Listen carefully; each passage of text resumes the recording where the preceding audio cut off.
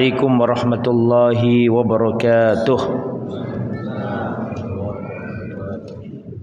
Innal hamdalillah nahmaduhu wa nasta'inuhu wa nastaghfiruh wa na'udzu billahi min shururi anfusina wa sayyiati a'malina. Man yahdihillahu fala mudilla lahu wa man yudlil fala hadiya lahu. Wa asyhadu an la ilaha illallah wahdahu la syarika lah wa asyhadu anna Muhammadan abduhu wa rasuluh la nabiyya wa la rasula ba'dah.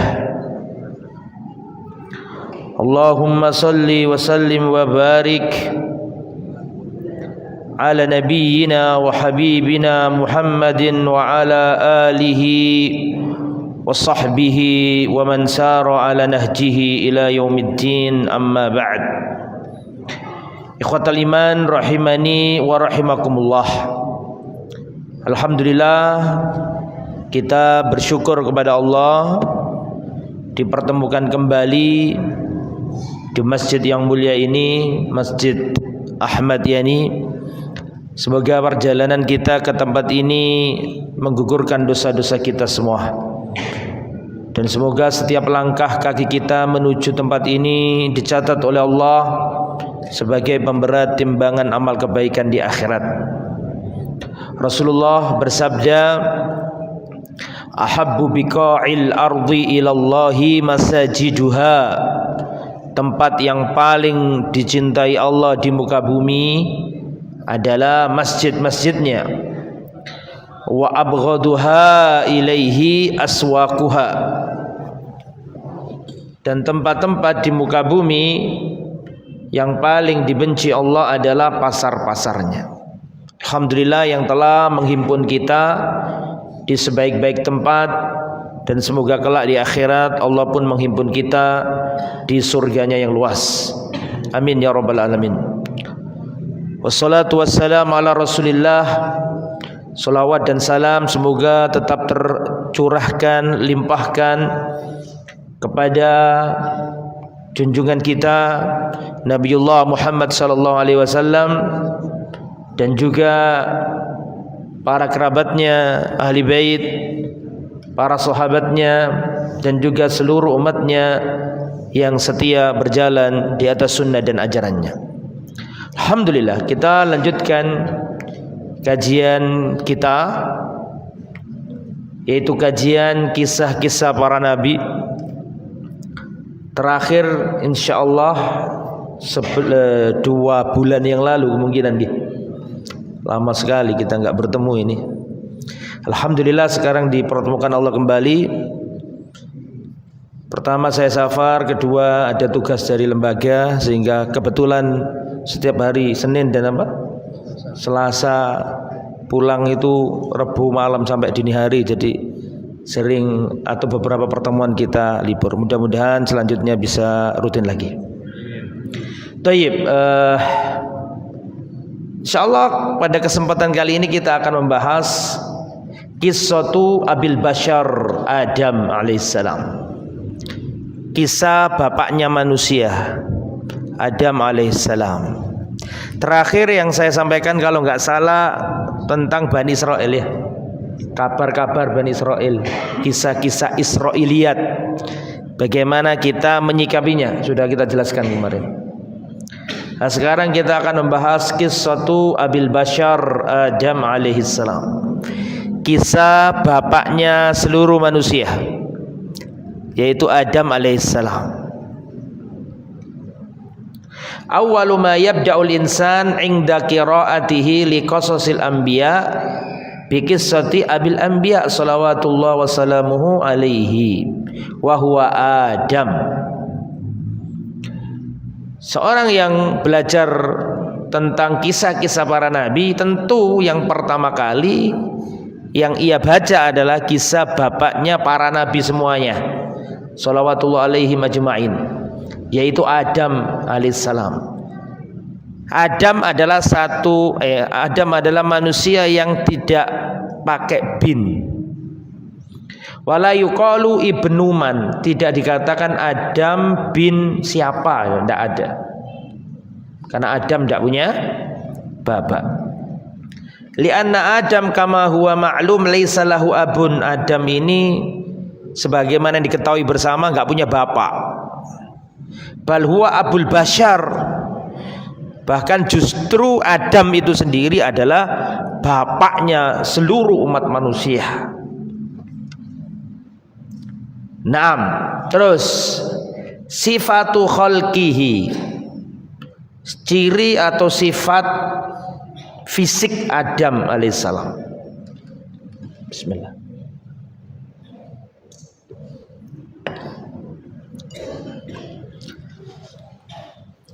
Khalaqallahu tabaraka wa ta'ala nabiyahu Adam min turabin.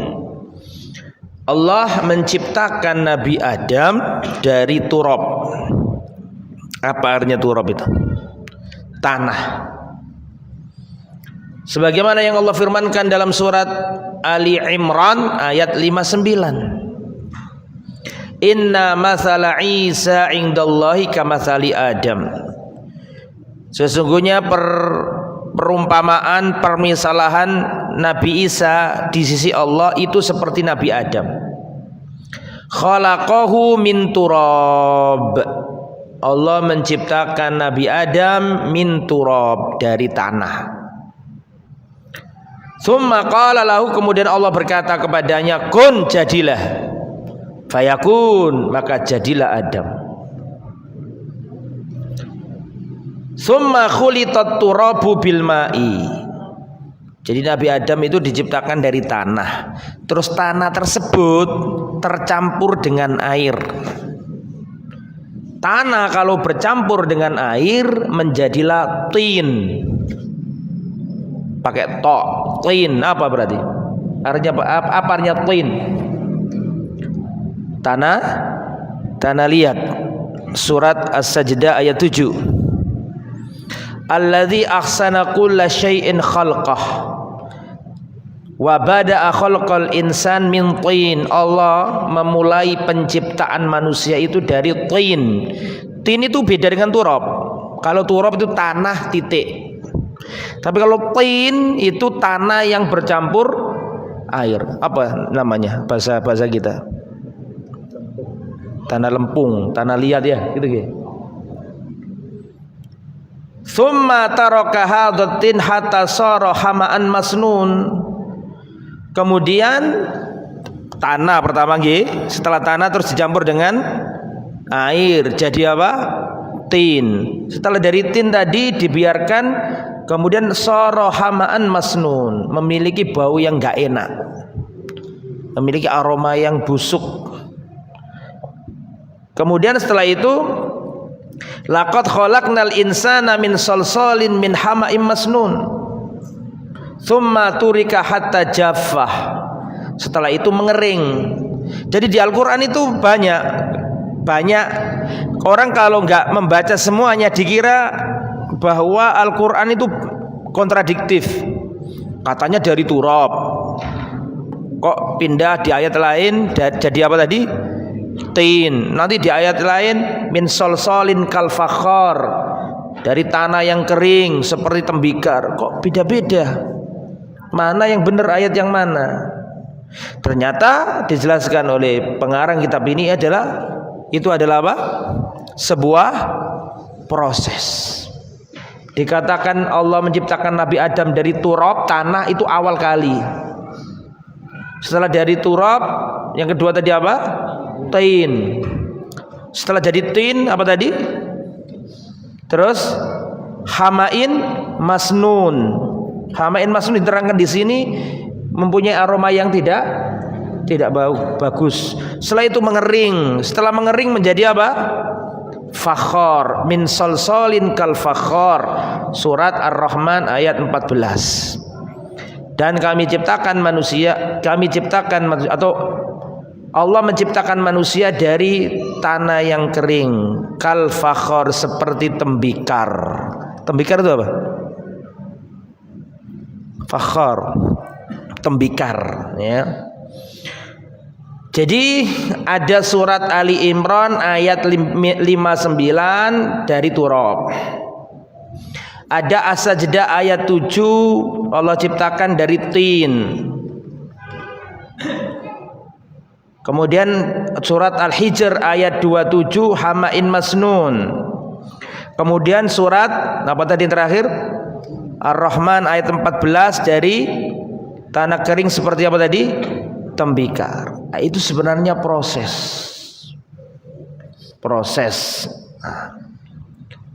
Dan Allah Subhanahu wa taala menciptakan Adam dengan sebaik-baik bentuk. Tsumma ja'ala naslahu min sulalatin min ma'in mahin.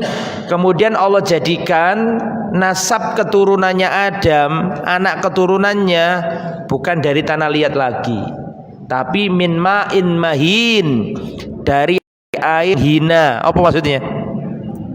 Air apa itu? Air yang hina, air apa?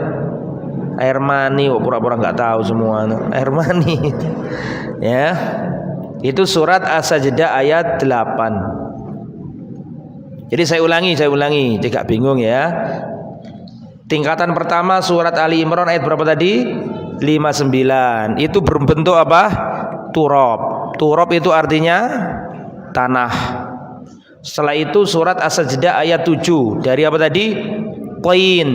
Tin itu tanah yang bercampur air atau tanah liat lah kalau sekarang. Kemudian surat Al-Hijr ayat 26 Salsalim min hama'in masnun, beraroma apa tadi? Busuk atau tidak enak. Setelah itu surat Ar-Rahman ayat 14 min salsalin kal fakhar, dari tanah kering seperti apa tadi?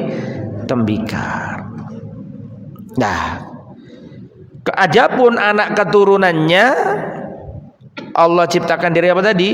Min ma'in mahin, dari air yang hina. Ini surat As-Sajdah ayat 8. Fa Adam khuliqa min turab, kesimpulannya Nabi Adam diciptakan dari tanah. Wa dzurriyyatuhu ba'da dzalik khuliqat min ma'in mahin. Adapun keturunannya Adam tidak dari tanah lagi, tapi dari apa tadi? Ma'in mahin, air yang hina. Air yang hina adalah air mani. An Aisyah radhiyallahu anhuma, dari Siti Aisyah semoga Allah meridhai ibunda kita. Qalat, Siti Aisyah berkata radhiyallahu anha. Qala Rasulullah sallallahu alaihi wasallam, Rasulullah bersabda, khuliqatil malaikatu min nur. Malaikat-malaikat diciptakan Allah dari cahaya. Malaikat itu dari cahaya. Wa khuliqatil jannu min marijin min nar. Dan Allah ciptakan bangsa jin, bangsa lelembut dari nyala api. Wa khuliqa Adam, adapun Nabi Adam mimma wusifalakum, Allah ciptakan dari yang kami, yang sudah disifatkan kepadamu, yang tadi itu dalam Al-Quran. Sebagian orang kalau nggak membaca, ngambil satu ayat kayaknya bertentangan, katanya turab, tapi di ayat lain tin, di ayat yang lain solsolin apa tadi? Kalfakhar. Loh kok berubah-ubah, yang benar yang mana? Maksudnya di situ adalah sebuah apa? Proses. Diriwayatkan Imam Muslim. Kemudian Abu Hurairah meriwayatkan dari Rasulullah, khuliqa Adam, Nabi Adam diciptakan watuluhu situna diraan. Nabi Adam diciptakan Allah sedangkan panjangnya itu 60 dira'. Dira' itu semana? Seapa? Apa bahasa Indonesianya dira'? Kalau ini namanya apa? Kilan itu apa bahasa Indonesianya? Sejengkal. Berarti dira' sehasta. Sehasta itu berapa? Sehasta itu dari ujung kuku sampai siku. Segini nih. Lah Nabi Adam alaihi salam itu diciptakan Allah panjangnya situna dhira', 60 hasta. Coba saya menghitung dari sana ke sana kira-kira panjangnya berapa? Berarti Nabi Adam panjang apa pendek ya jamaah? Tinggi apa rendah? Tinggi banget Nabi Adam. Falam yazal al khalqu yankus ba'd hattal an. Dan senantiasa penciptaan manusia itu akhirnya semakin berkurang. Apalagi wong Indonesia tambah cilik-cilik. Ya, Nabi Adam berapa tadi? Situna dhira'. Setelah Allah Subhanahu wa taala menciptakan Nabi Adam, tsumma khalaqallahu tabaraka wa taala min Adam zaujahu. Setelah Nabi Adam sudah jadi makhluk, maka Allah ciptakan pendampingnya dari dirinya. Dirinya maksudnya apa? Dari Adam. Siapa nama istrinya Nabi Adam? Hawa. Bahasa Inggrisnya Hawa siapa? Apa? Iya. Tsumma khalaqallahu tabaraka wa ta'ala min Adam zaujahu Hawa. Setelah Allah menciptakan Nabi Adam, maka Allah menciptakan istrinya yang bernama Hawa dari dirinya. Gimana Ustaz dari dirinya ini? Nah, kita baca surat An-Nisa ayat yang pertama. Ya ayyuhan nas, wahai manusia, ittaqu rabbakum, bertakwalah kepada Tuhanmu, alladzi khalaqakum, yang mana Allah menciptakan kalian, min nafsi wahidin, kalian diciptakan Allah dari jiwa yang satu. Jiwanya siapa? Adam. Wa khalaqa minha zaujaha, dan Allah menciptakan dari jiwa tadi, jiwanya siapa? Adam, zaujaha, istrinya. Jadi beda, kalau Nabi Adam diciptakan dari turab, maka Siti Hawa ini tidak diciptakan dari turab seperti suaminya, tidak beda. Fazauju Adam khuliqa min Adam, istrinya Adam diciptakan dari Nabi Adam. Bagaimana ini? Kita baca. An Abi Hurairah radhiyallahu anhu, dari Abu Hurairah semoga Allah meridha beliau. Qala Rasulullah sallallahu alaihi wasallam, istausu bin nisa'i khaira. Perlakukan wanita dengan baik, berwasiatlah yang baik-baik kepada wanita. Fa innal mar'ata khuliqat min dhila'. Perempuan itu diciptakan dari tulang rusuk. Jadi perempuan itu diciptakan dari tulang rusuk. Wa inna a'waja ma fi dhila' a'lahu, dan tulang rusuk itu yang paling bengkok adalah yang paling atas. Paham? Fa in dhahabta tuqimuhu kasartahu.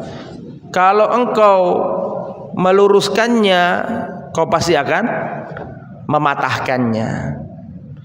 Wa in taraktahu, kalau kamu biarkan saja, lam yazal a'wad, maka senantiasa dia akan bengkok.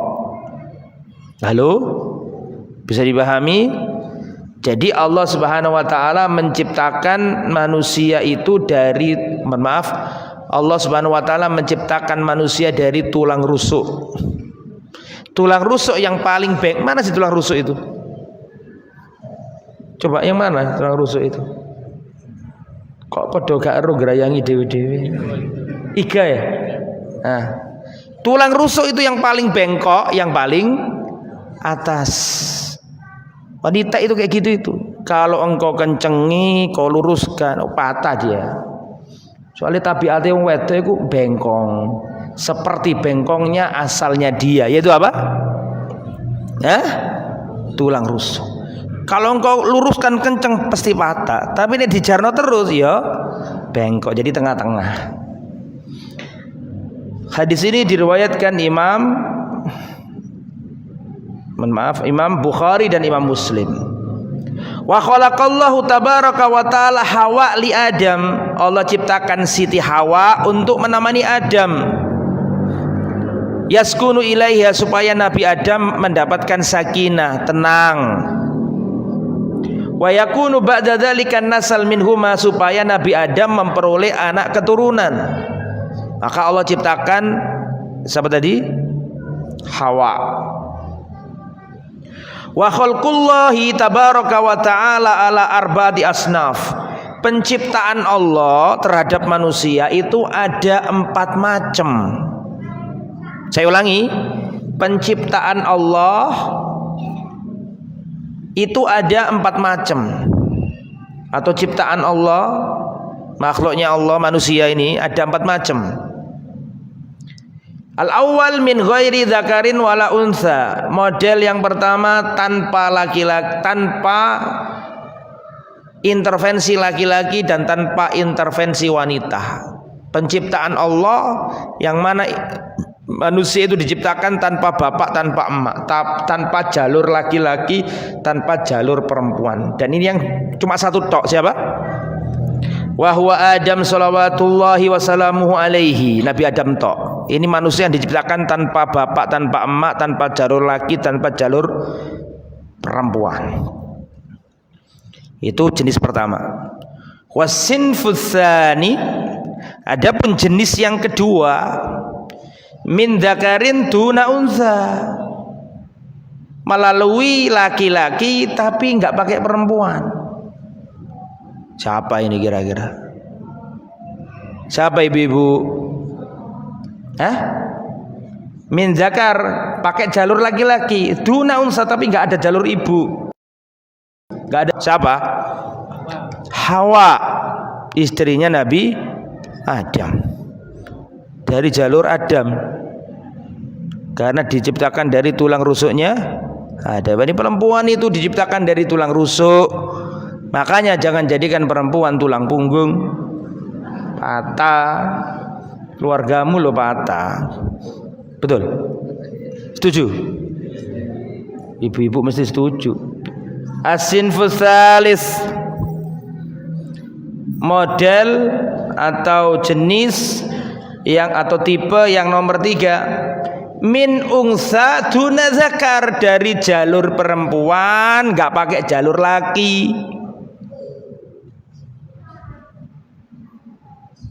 Siapa ini? Sinten Pak? Nabi Isa. Min unsa duna zakar, dari jalur perempuan, ibu, duna zakar tapi nggak punya bapak. Wa huwa Isa shalawatullah wassalamuhu alaihi, yaitu Yesus Nabi Isa alaihi salam. Enggak punya bapak. Makanya sering saya sampaikan ke antum, seluruh para nabi memanggil kaumnya dengan ya qaumi. Wa idz qala Musa liqaumihi ya qaumi, dan ingatlah ketika Musa berkata kepada kaumnya, wahai kaumku. Begitu juga dengan nabi-nabi yang lain memanggil kaumnya dengan nama ya kaumku. Kecuali Nabi Isa alaihi salam, Nabi Isa tidak pernah manggil Bani Israel dengan wahai kaumku. Tidak ada. Sampai cari di ayat manapun Isa ibn Maryam radhiyallahu anhu alaihi salam tidak pernah manggil kaumnya dengan wahai kaumku. Wa idz qala Isa bin Maryam ya Bani Israel. Dan Nabi Isa berkata, wahai Bani Israel. Nabi Isa tidak berkata wahai kaumku. Kenapa? Karena kaum dalam bahasa Arab itu artinya akribaul ab. Karena dalam bahasa Arab kaum itu adalah kerabatnya ayah, saudaranya ayah, keponakannya ayah, mbahnya ayah, pakdenya ayah, pamannya ayah. Sedangkan Nabi Isa nggak punya ayah.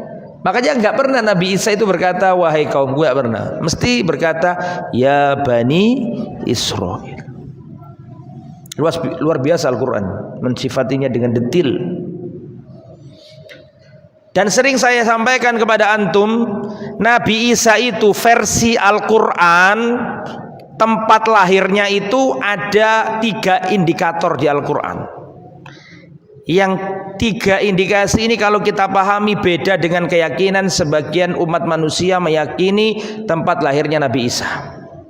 Menurut kaum Nasrani, Nabi Isa lahir di mana? Bethlehem, Baitul Laham. Menurut keyakinan orang Nasrani, Nabi Isa lahir di Bethlehem. Menurut umat Islam tidak disebutkan nama kotanya, tapi Islam di dalam Al-Quran menyebut ciri-ciri tempat itu. Ciri-ciri tempat itu yang pertama syarqiyah, kata Al-Quran, makanan syarqiyah, tempat sebelah timurnya Baitul Maqdis. Sebelah timurnya Baitul Maqdis itu bukan apa tadi? Bethlehem, karena Bethlehem itu ada di selatannya Baitul Maqdis. Saya pernah ke Bethlehem. Selatannya Baitul Maqdis. Tapi menurut Al-Quran, Nabi Isa lahir di sebelah apa tadi? Timur. Yang kedua, di dalam Al-Quran disebutkan Nabi Isa lahir di bawah pohon kurma. Di Bethlehem gak ada kurma. Tapi kalau timurnya Baitul Maqdis ada kurma. Bahkan kurma gede-gede terkenal. Apa jenenge? Kota yo jenenge apa ya? Kurma kalau Palestina ya semua Palestina. Bethlehem juga Palestina. Nah, terus nomor berapa? 3. Kan ada kan Allah katakan ke Siti Maryam bahuzi, malaikat Jibril berkata kepada Siti Maryam, "Hei Maryam, goyangkanlah pangkal pohon kurma, tusaqitu alaiki rutaban jani, akan berguguran berjatuhan kepadamu pohon kurma yang masak." Berarti kan digambarkan di situ ada pohon kurma, betul tak? Di Bethlehem nggak ada pohon kurma. Terus nomor berapa? Nomor 3 disebutkan di situ tahta kisariyah. Allah jadikan di bawahmu lahirannya Nabi Isa itu tahta kisariyah. Di bawahnya Siti Maryam itu ada anak sungai, ada sungai di situ. Di Bethlehem nggak ada sungai. Yang ada sungainya di timurnya Baitul Maqdis, yaitu kota Ariha. Orang nyebutnya kota Jericho. Lah itu banyak apa namanya? Banyak kurmanya. Dan ada apa tadi? Sungainya. Dan tepatnya di sebelah timurnya Baitul Maqdis. Itu juga dalil bahwa Nabi Isa lahir bukan bulan Desember menurut Al-Quran. Dan sebagian sarjana-sarjana Nasrani juga mengakui dan lebih cenderung ke apa yang dikatakan dalam Al-Quran. Karena tidak ada di kitab Injil tentang waktu lahirnya Nabi Isa, tidak ada.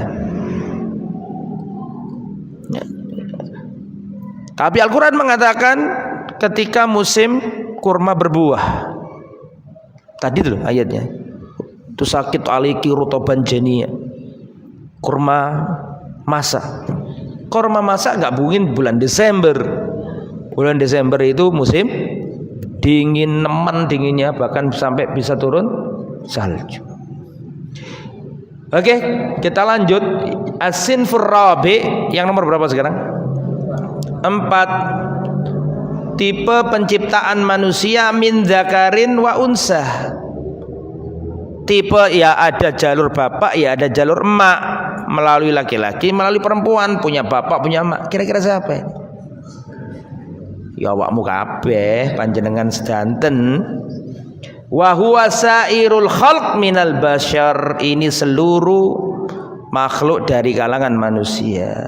Khuliqu min dzakar wa unsa, seluruh manusia diciptakan dari bapak dan emak. Selanjutnya, al-amru bisujud li Adam. Allah Subhanahu wa taala memerintahkan para malaikat untuk sujud ke Adam. Khalaqallahu tabaraka wa taala Adam shalawatullahi wassalamu alaihi. Allah ciptakan Nabi Adam. Setelah itu apa? Setelah Allah ciptakan Nabi Adam, amaral malaikata an yasjudu lahu. Allah perintahkan para malaikat sujud ke Nabi Adam. Mana dalilnya? Surat Al-Baqarah ayat 34. Wa idh qulna lil malaikati isjudu li adama fasajadu illa iblis. Dan ingatlah ketika kami katakan kepada para malaikat, usjudu li Adam, sujudlah ke Nabi Adam. Fasajadu, malaikat-malaikat itu sujud. Illa iblis, kecuali iblis enggak mau sujud.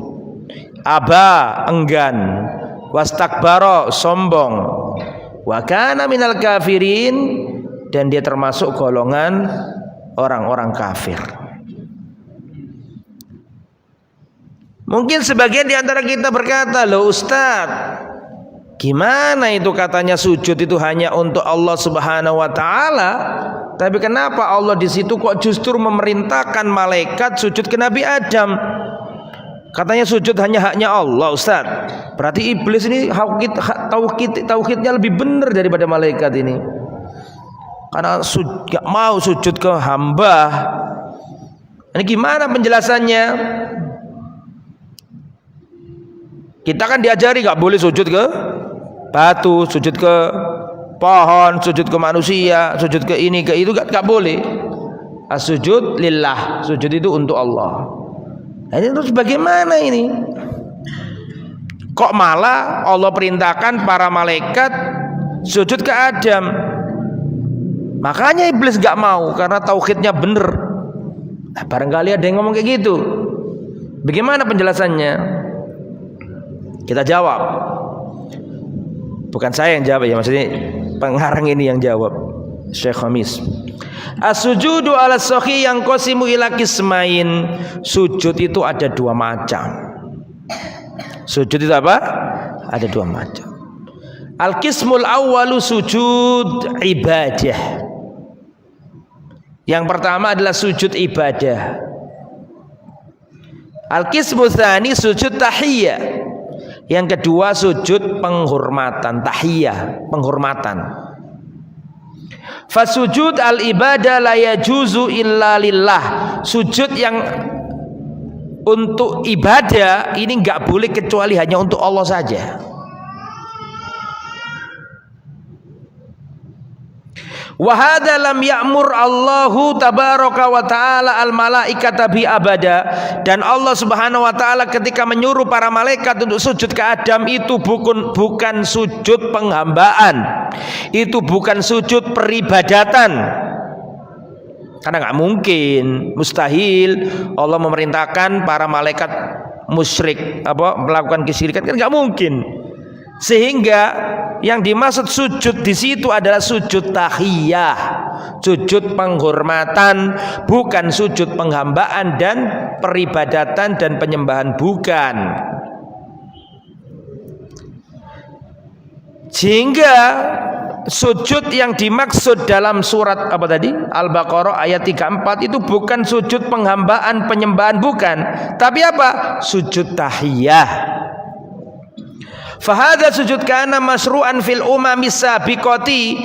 Sujud yang tahiyah, sujud yang model penghormatan itu boleh di zaman dulu, boleh di syariat nabi-nabi terdahulu. Paham?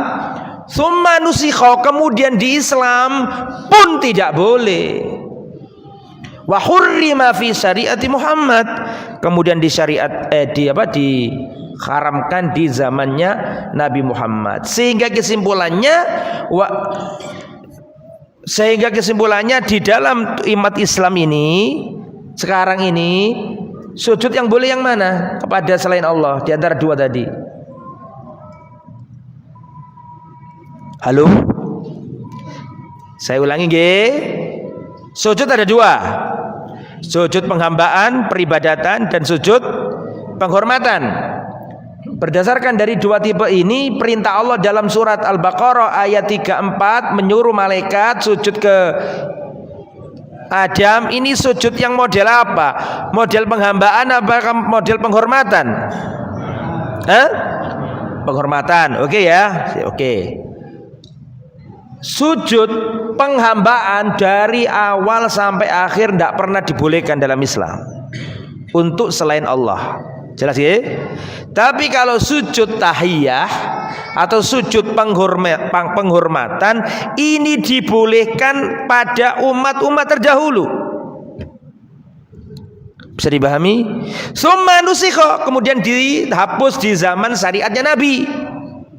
Makanya antum lihat dalam kisahnya Nabi Yusuf, masih ingat? Semua saudara-saudaranya Nabi Yusuf plus Yakub plus mamanya Nabi Yusuf sujud ke Nabi Yusuf. Halo, betul apa enggak? Kan sudah saya sampaikan kemarin lusa waktu kita membahas Bani Israil, apa belum disampaikan? Tapi pernah dengar gini? Nah, boleh, karena itu bukan sujud apa? Ibadah, tapi sujud tahiyah. Sehingga kesimpulannya, menurut Islam sujud yang boleh itu yang versi mana untuk selain Allah? Enggak ada yang boleh, karena dua-duanya sudah tidak diperbolehkan, baik yang penghambaan maupun apa? Tahiyat. Jangan kemudian berdalil dengan ini, pulang-pulang ke rumahnya langsung sujud ke orang tuanya, sujud ke kuburan bapaknya. Enggak boleh. Karena kalaupun dibolehkan yang tahiyah, yang penghormatan, itu adalah syar'u man qablana, syariat orang-orang sebelum kita, dan Nabi sudah melarangnya, sehingga tidak boleh. Bisa dipahami kira-kira? Seperti yang Allah katakan dalam surat Yusuf ayat 4, dicantumkan ternyata di sini. Inni ra'aitu ahada asyara kaukaban wasyamsa wal qamara ra'aituhum li sajidin. Wahai ayahku, sungguhnya aku melihat ada 11 bintang. Matahari 1 dan rembulan 1 semuanya sujud kepadaku. Ternyata takwil dari mimpinya Nabi Yusuf itu, nanti Nabi Yusuf ceritanya panjang, terlunta-lunta, akhirnya jadi pembesar di Mesir, kan gitu kan? Saudaranya tobat semuanya, datang ke Mesir, seluruh saudaranya jumlahnya 11, sujud semuanya, plus matahari adalah Nabi Yakub, rembulan adalah ibunya Nabi Yusuf. Siapa ibunya Nabi Yusuf? Halo?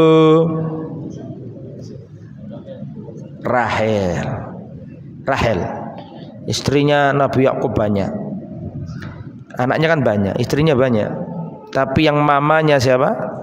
Yusuf, namanya Rahel. Punya anak lagi namanya Bunyamin, tapi bukan yang setan Yahu itu, beda lagi ya. Tayyib. Wa rafa'a abawahi 'alal arsy wa kharru lahu sujada. Surat Yusuf ayat 100. Ini dalil bahwa zaman dulu sujud penghormatan itu boleh. Saya ulangi ya, saya baca surat apa tadi? Surat Yusuf ayat 100 itu dalil bahwa sujud penghormatan dulu itu boleh. Ya, wa kana masru'an fi syari'atihim. Jadi dulu disyariatkan. Nah, adapun umat Islam sujud mutlak enggak boleh untuk selain Allah, baik yang penghambaan maupun yang apa tadi? Penghormatan. Walamma qadima Mu'ad minasyam sajada lin Nabi. Makanya Mu'ad bin Jabal ketika pulang dari Syam datang ke Nabi, Mu'ad bin Jabal sujud ke Nabi. Maka Rasulullah berkata, "Mahadha ya Mu'ad, apa yang kamu lakukan ini Mu'ad? Kenapa kamu sujud kepadaku?" Qal, Mu'ad menjawab, "Ataitu Syama fawafaqtuhum yasjuduna li asaqifatihim wa batariqatihim." Ya Rasulullah, aku kemarin pulang dari Syam, aku melihat di negeri Syam itu orang-orang Nasrani sujud ke uskup-uskup mereka, wa batoriqo. Batoriqo itu para patriark, Patrick, nama tingkatan orang kayak saya nggak paham ya, dalam dunia gereja kan ada apa Patrick, apa patriark gitu. Patrick mereka. Fawadittu fi nafsi an naf'ala mithla dzalik. Maka aku ingin nyontoh mereka sebagaimana orang-orang Nasrani di negeri Syam itu sujud ke uskup-uskup mereka. Maka aku ketika sampai di kota Madinah, aku niru mereka ya Rasul, ingin sujud kepadamu. Apa kata Rasulullah? Fala taf'alu. Jangan kau lakukan wahai Mu'ad. Fa inni law kuntu amiran ahadan an yasjuda li ghairillah la amartul al-mar'ata an tasjuda li zawjiha. Seandainya aku boleh memerintahkan seseorang untuk sujud kepada selain Allah, seandainya itu boleh, niscaya aku perintahkan wanita sujud kepada suaminya. Itu pun enggak boleh. Ini juga dalil bahwa niru-niru wong kafir itu penyebab terjadinya penyimpangan. Saya ulangi, ini juga dalil bahwa niru-niru tasyabbuh bi aqaidil kufar min asbabil inkhiraf, termasuk sebab terjadinya apa? Penyimpangan. Atau masih ingat enggak kisah Rasulullah berjalan sama sahabat, para sahabat melihat ada pohon orang kafir, masih ingat? Dipakai gantungkan pedang-pedang mereka, maka pengen niru kan?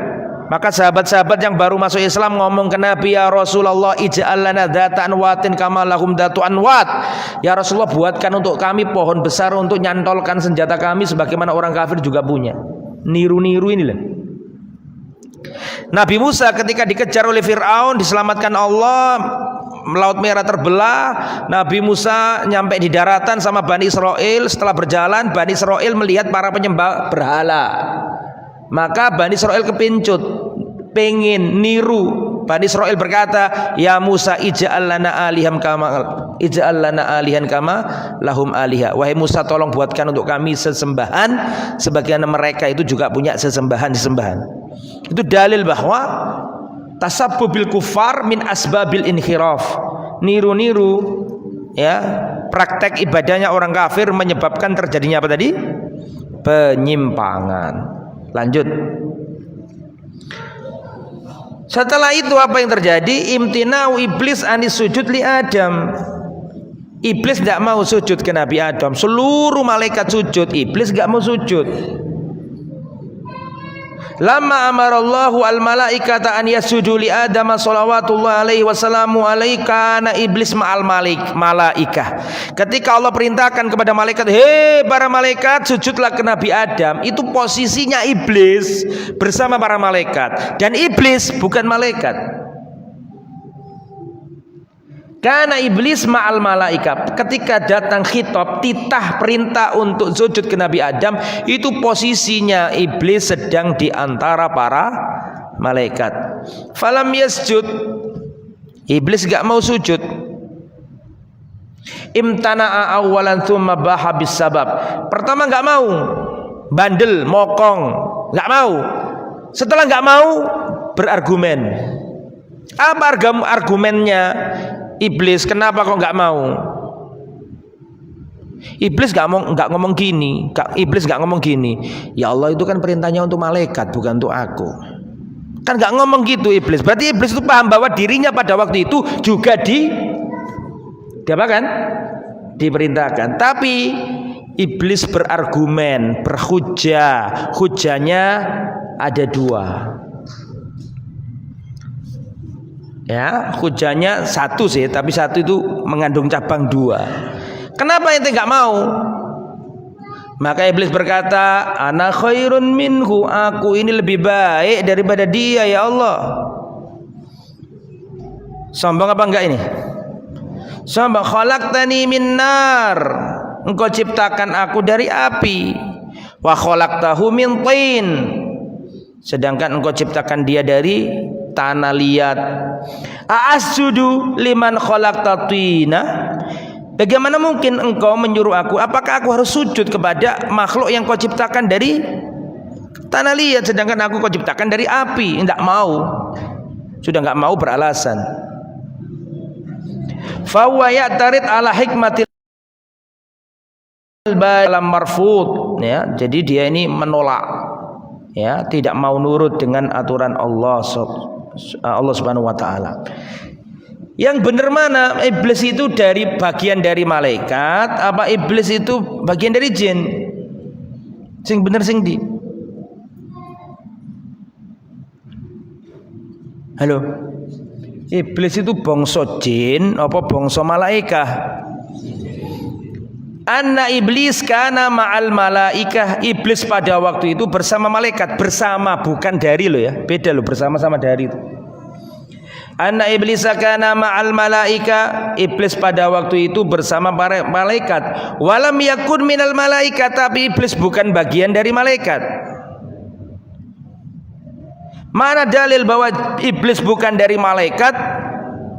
Telah datang nas yang terang benderang, gak ada keraguan, dengan teks yang weleh-weleh yang mengabarkan bahwa iblis bukan dari malaikat, tapi iblis dari apa? Jin. Mana dalilnya? Surat Kahfi ayat 50. Fasajadu illa iblis, maka seluruh malaikat sujud kecuali iblis nggak mau sujud. Kana minal jinni. Nah, iblis ini aslinya bangsa jin. Kana minal jinni, dari bangsa jin. Fafasaqo, terus fasik. An amri rabbi, keluar dari perintah Allah. Surat Al-Kahfi ayat 50. Fa iblisu minal jin, iblis itu dari bangsa jin. Wal jinnu khuliqu min nar, dan jin itu diciptakan dari api. Seandainya iblis itu dari malaikat, tentu dia gak berkata khalaqtani min nar. Harusnya dia berkata apa?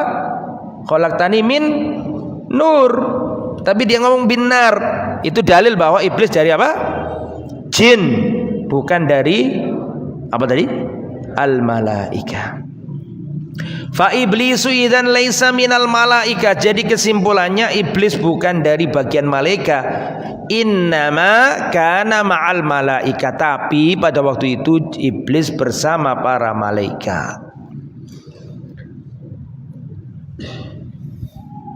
Kemudian ikhwatal iman rahimani wa rahimakumullah.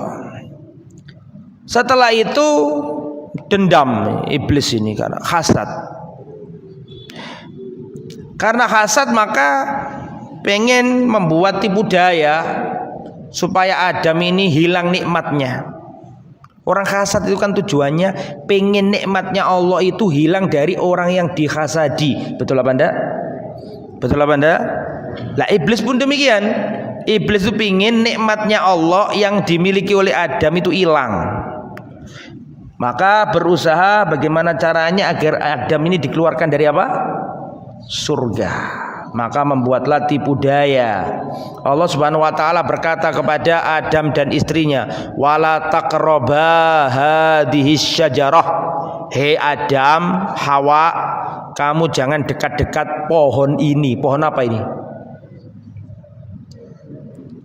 Pohon yang ada di dalam surga. Jangan ngomong pohon khuldi, karena yang ngomong pohon khuldi itu siapa?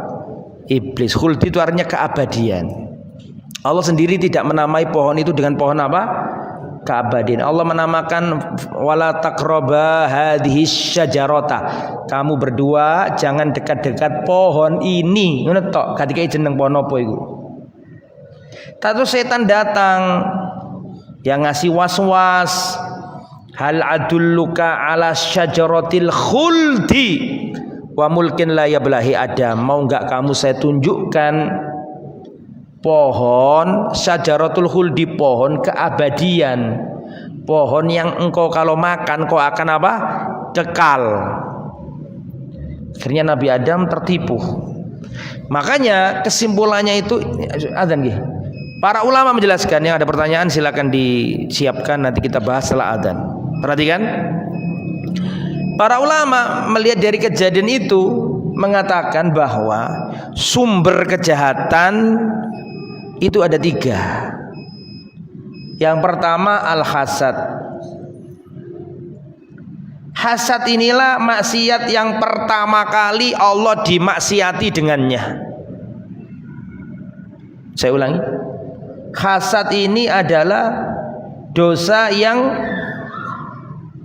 Allah itu dimaksiati dengannya. Dosa yang kedua apa? Sombong. Al-kibr. Itu yang dilakukan siapa? Iblis. Sombong itu apa sih maknanya? Sombong itu kan punya 2 makna. Makna pertama, batarul haq, menolak kebenaran. Yang kedua, hamtun nas, meremehkan manusia. Dan dua-duanya dilakukan iblis. Ayo sujud. Enggak mau ya Allah. Kan nolak namanya nih. Batarul haq, nolak. Enggak cukup nolak, ngomtiin manusia, ngomtiin apa namanya? Meremehkan. Ana khairun minhu khalaqtani min nar wa khalaqtahu min tin. Pertama nolak. Ikan berarti kan menolak kebenaran. Setelah menolak, meremehkan manusia. Engkau ciptakan aku dari api, kau ciptakan dia dari tanah. Bagaimana aku kau suruh sujud kepadanya? Yang nomor 3, al-khirs, rakus tamak. Ini yang menimpa Adam dan Hawa, dilarang dekat-dekat dengan pohon, tapi justru makan pohon tersebut atau makan buah dari pohon tersebut. Jadi sehingga di sini para ulama menjelaskan halakun nas, kebinasaan manusia itu penyebab utamanya 3 ini. Hasad, nomor 2 apa tadi? Sombong, nomor 3 tamak. Nah, ini 3 maksiat yang Allah dimaksiati pertama kali dengannya. Hasad, yang nomor 2 sombong, nomor 3 tamak rakus. Ini 3 maksiat yang Allah pertama kali dimaksiati dengan 3-tiganya. Itu yang bisa disampaikan. Masih belum selesai Nabi Adam, masih ada beberapa penjelasan. InsyaAllah kita lanjut pada pertemuan yang akan datang biiznillah insyaallah. Dan dulu, setelah itu kalau ada pertanyaan silakan.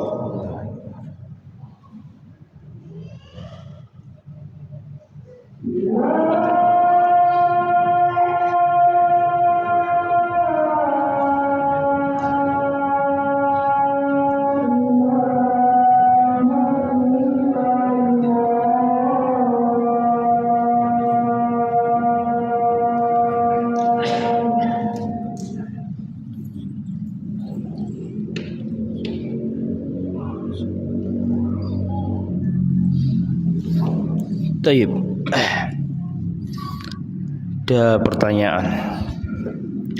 Ahsanallahu ilaikum. Ustaz, jika ada seorang meminjam harta atau berhutang, kemudian ia menggunakan uang tersebut untuk membeli makanan atau barang pokok, bolehkah pemberi hutang ikut memakan makanan atau menggunakan barang pokok tersebut sebelum hutang lunas, atau termasuk riba jika diberikan oleh penghutang? Taib. Rasulullah sallallahu alaihi wasallam bersabda, kullu qardin jarra naf'an fahuwa riba. Setiap hutang yang dari hutang itu si pemberi pinjaman menarik keuntungan, mendapatkan manfaat atau menarik manfaat, maka itu termasuk riba. Contoh, ada seorang meminjamkan duit, tapi ketika dia meminjamkan uang itu, dia pengen dapat untung dari proses utang piutang itu, maka ini riba. Ya sudah, kamu tak utangi uang 100 juta, tapi per bulannya wajib membayar bunga sekian, kamu cicil selama sekian, maka ini riba. Atau contoh lain, ya tidak apa-apa, Anda tak pinjami 10 juta, tapi saya harus diperbolehkan pakai sepeda motor sampean selama 1 bulan. Ini pun riba. Jadi pemberi pinjaman menarik manfaat, baik itu berupa rupiah atau berupa apa saja yang menguntungkan dia, itu riba. Contoh lain, ada orang datang, Mas, saya pinjam duit, saya kepepet. Oh, tidak apa-apa, silakan. Butuh berapa? Saya butuh 20 juta, Mas. Oh, tidak apa-apa, ini tak kasih, ini tak transfer. Ini nanti gimana Mas bayarnya? Ini nggak pakai bunga kan Mas? Oh, nggak pakai, saya nggak mau, itu riba itu. Tahu saya nggak boleh. Tapi aku pengen nikah sama adikmu itu. Bisa nggak diatur supaya aku bisa nikah sama adikmu? Ya juga riba. Pokoknya setiap bentuk pemberian pinjaman, di situ sohibul mal, pemilik harta itu pengen dapat untung dari akad tersebut, maka ini termasuk riba. Mengapa? Karena akad utang piutang itu akad tabarru'i, akad berdermah, bukan akad cari untung.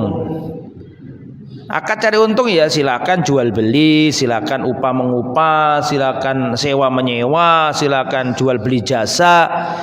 Itu akadnya jelas, itu boleh ngambil untung. Tapi kalau sudah utang piutang, akadnya akad nulung, bukan akad cari untung. Nah, sekarang pertanyaannya ini, ada seorang meminjam duit kepada si A, kan gitu ceritanya. Si A minjemin duit ke B. B ini orang miskin. Dia utang bukan untuk beli perabot, bukan beli sepeda, bukan beli mobil, bukan beli, tapi untuk apa tadi? Uang makan. Maka kalau B tadi memakai uang yang hasil pinjaman tadi untuk beli bahan pokok atau makanan, apakah boleh bagi si A untuk ikut makan? Memang ada dalam kehidupan nyata kayak begitu itu. Pertama, ini disyaratkan apa enggak itu dulu. Kalau misalnya disyaratkan, ya sudah kamu tak pinjami, ya ini buat beli beras 2 juta, tapi nanti aku ikut makan dengan kamu loh ya 3 hari. Ya itu jelas riba kalau itu. Tapi kalau yang memberi pinjaman itu nggak ngerti, yang penting kamu butuh duit tak pinjami. Terus suatu saat si pemberi hutangan itu mampir ke rumahnya orang yang dihutangi, disuguhi makanan apa? Nasi misalnya, boleh nggak dimakan? Ya boleh, ngapain nggak boleh gitu. Kecuali kalau disyaratkan, ya wes sama tak pinjami untuk beli beras silakan. Tapi nanti aku sesekali makan ke rumahmu loh ya. Nah, itu nggak boleh jelas, kalau itu riba. Gitu ya. Wallahu a'lam bissawab. Ada lagi pertanyaan? Pak Parno? Pertanyaan Pak? Sampun? Semoga bermanfaat apa yang disampaikan. Jazakumullah khairan katsiran. Kita tutup dengan bacaan kafaratul majlis. Subhanakallahumma wa bihamdika asyhadu an la ilaha illa anta astaghfiruka wa atubu ilaik. Wassallallahu nabiyana Muhammad wa ala alihi washabbihi ajmain. Wa akhiru da'wana alhamdulillahi rabbil alamin. Wassalamualaikum warahmatullahi wabarakatuh.